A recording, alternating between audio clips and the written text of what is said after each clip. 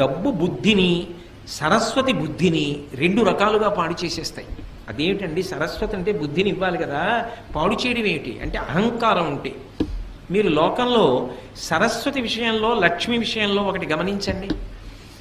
మీ దగ్గర చాలా డబ్బు ఉందండి, మీ వ్యాపారంలో బాగా లాభాలు వస్తున్నాయి అన్నారనుకోండి, ఏమి లాభాలండి, ఏదో పెద్దవాళ్ళు చేసిన వ్యాపారం మూసేస్తే బాగుండదని చేస్తున్నాం, వడ్డీ డబ్బులు వస్తే గొప్పగా ఉందండి మా వ్యాపారం, ఇప్పుడు ఏమొస్తుందంటారు ఇందులో అంటాడు.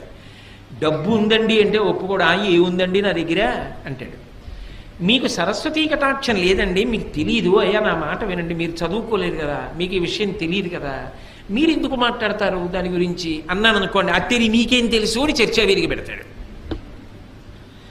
సరస్వతీ కటాక్షం లేదురా అంటే ఒప్పుకోడు, లక్ష్మీ కటాక్షం ఉందిరా అంటే ఒప్పుకోడు, రెండిటితోటి ప్రమాదం. అసలు అది దాటాలంటే మనసుకి సంస్కారం ఉండాలి.